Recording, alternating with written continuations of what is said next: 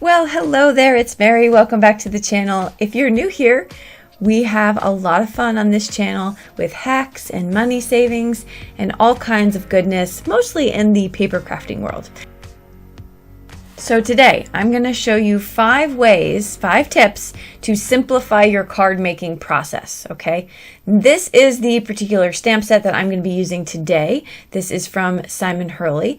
But the first tip that I have is to choose a large focal point for your card. So either a die or a stamp. You're going to want something that doesn't take up all of your space necessarily, but maybe let's say a 2/3, okay? Maybe 1/3 to 2/3. Mine, I think, is probably somewhere in the half range. I don't know.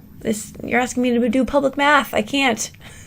All right, but that's the first tip, is just pick a large focal point.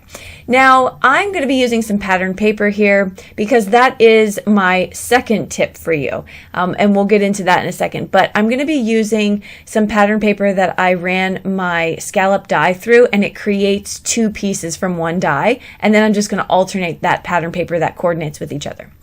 So that's the second tip, is keep your background simple. You can keep your background simple either with pattern paper, light ink blending, or an old background that you have in your stash somewhere. So I'm going to stamp out my penguin here, and how adorable and convenient is this penguin, because you just stamp it in black ink and most of the coloring is already done.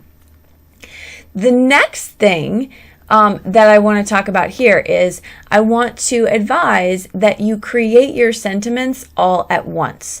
And you don't have to have the same sentiment. I happen to be using the same one. But if you have a stamp set that has multiple sentiments in there, put those in all at once while you have the stamp set out. Do your embossing, do your stamping, whatever you choose. And this way you can just keep those to the side when you're ready to make your next card.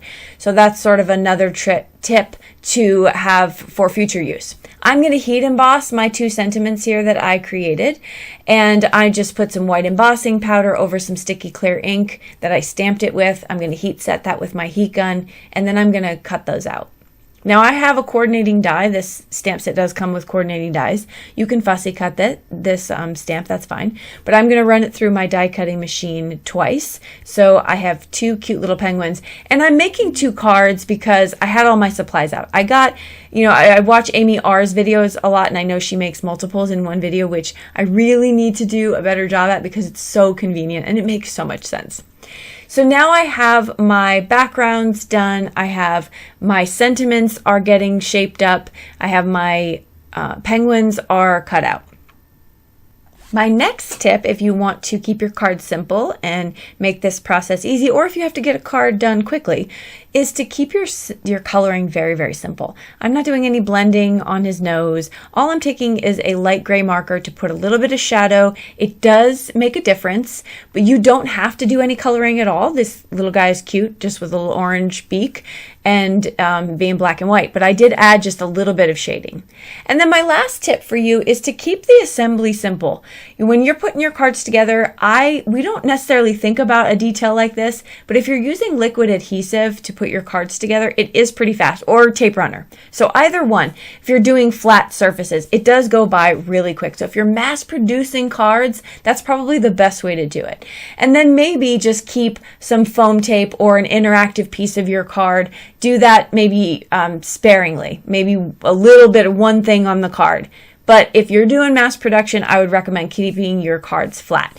So I'm going to put my penguins down flat, but I am just going to use 1 strip of foam tape for the sentiment. That adds a little bit of dimension to the card. It adds some flair, being that it's homemade, and we can do that. And that's it for the assembly.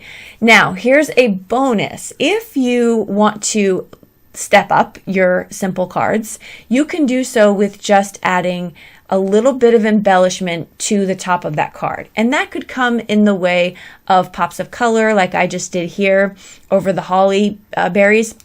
Or it could come in adding sequins or some sort of gem, something like that. That's a very quick process. And if you are mass producing or making multiples, you can do them all at once. So there you go. I hope this was helpful when you think about not having to sit down and take an hour or 2 for every card and you just want to make some simple ones, or you got to get one done in a quick, fast hurry. Thank you so much for joining me. I hope you have a wonderful rest of your day. I will see you in the comments down below or in the next video. Bye-bye. Wait, before you go, there's still time to register for our alcohol ink class coming up on September 27th. You'll have exclusive downloads, lifetime access to the replay. We give away awesome prizes that you do not have to be present to win, and you can pay what you want for class. I don't want cost to be a factor for you not joining this fun. It's going to be a great time. If you don't have any alcohol inks or you don't know if you'll want to do this type of technique, just join us, watch, and then see. That's why I keep the price so low as well, so you can kind of see if this is for you. All right, I'm really going to go this time. Take care. Bye-bye.